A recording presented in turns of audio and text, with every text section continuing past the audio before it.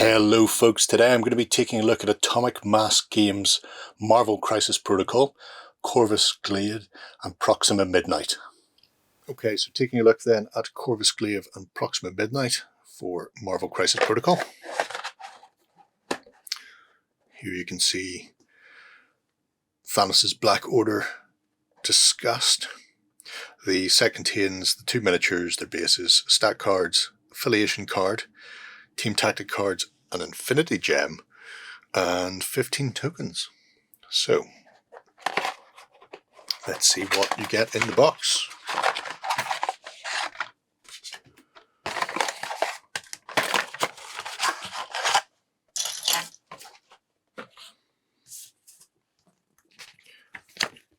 So first off, we have the read this first, which explains how you assemble. There's part of Corvus, Sun's head, and the rest of him, along with Proxima Midnight. I was going to say neither of them look particularly bad. The fact that the back of an arm is having to go on, and then the top arm onto the bottom arm, so that's 3 pieces to make an arm. I'm not at home to that.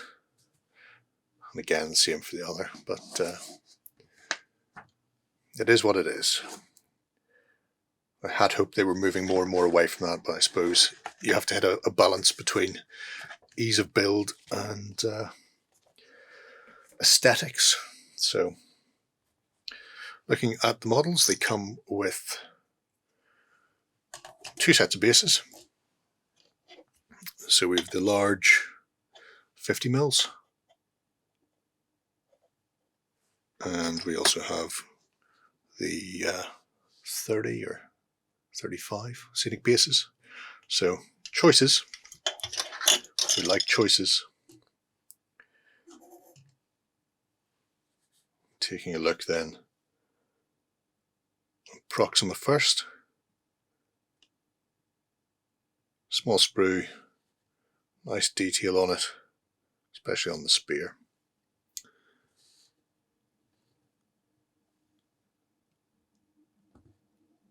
Bit of a rock to be jumping off. There's the arm pieces. I still think we didn't need that. I'm still of the opinion 4 arms could be put on the arm rather than making me assemble it. I can't see we would have lost that much detail, but it is what it is.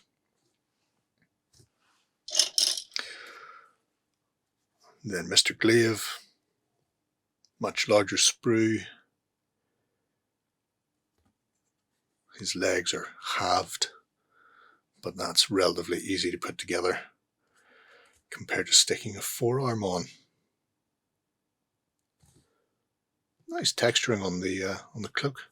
It has that roughness, like a weave to it. I appreciate that. Card-wise, we have the tokens.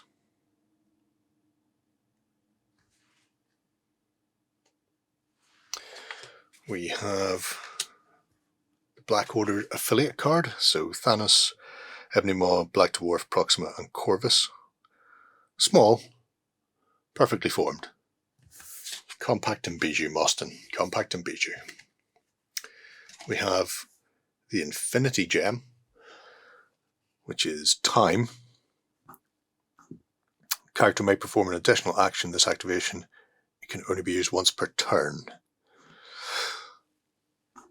Cost you 2, plus cost you 2 power to play it. However, why would you not if you could? So there's our Infinity Gem. Then we have our Tactics card, so execute unaffiliated. Now, it says unaffiliated, but it does require either Proxima or Corvus, so just means you can use this when they're not part of the Black Order. When he targets a enemy character within 1 of Proxima, or when she does likewise, they can both spend 2 power to play this card. The enemy character rolls no defense dice. That is appalling. I love it. We do have 2 tactics cards for the Black Order. Price of Failure. Choose an injured ally to play this card. They gain 3 power. Or sorry, other allied characters gain 3 power and the chosen one is knocked out. However, if they're about to go anyway, may as well boost your force. And Blood to Spare. When a Black Order character would be dazed, you can spend 3 to play this card. They immediately perform an attack before gaining the dazed token. If this attack results in the character removing damage, it is not dazed. Ooh, that's quite good. Then we have a character card, so Corvus, a mostly attacking physical character. His strike or death blow attack adds blanks to the roll on its successes with Glaive's Edge. Pricey, but worth it, especially if you're rolling 7 dice. Husband of Proxima, at the end of the character's activation, if they're within 4 of an allied Proxima, it can use this superpower. If she does not have an activated token, she may activate before your turn ends, so you can combo them beautifully together. And the Glaive of Immortality, when they would suffer 1 damage, reduce the amount suffered by 1 to a minimum of 1. That's excellent. And he is a gem bearer, so if you want to pay the extra for the time stone, and why wouldn't you, then you can do that. It does make him 6 points, but you know, hey ho. His wife is only 3 points and a bit faster, slightly less combative as far as physical attacks go. However, she does have the ranged with their spear throw and quantum starburst. We've already seen the husband, so this is the same again but different. Invulnerability, when she would suffer damage, also reduces it, so they both have similar superpowers in that regard.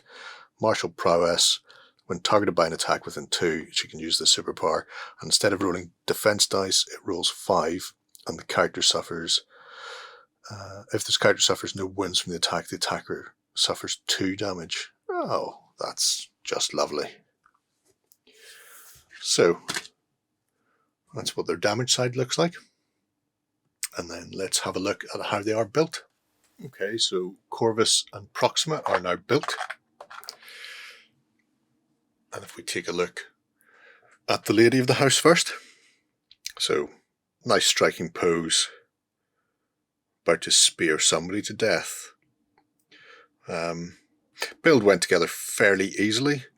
I wish I'd picked a slightly different base, because the contact point on her toe is not particularly, you can see there it had lifted before it dried. Simply because the tread markings, there wasn't much contact there. I should have filed that down. But yeah, it's not the worst in the world. The half arm pieces were not as fiddly as I feared, but still more fiddly than I would want in a model.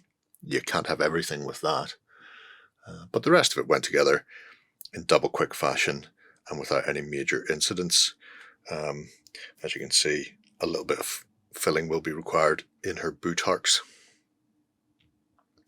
I don't know if that was just because I moved it around too much, although I don't think it was.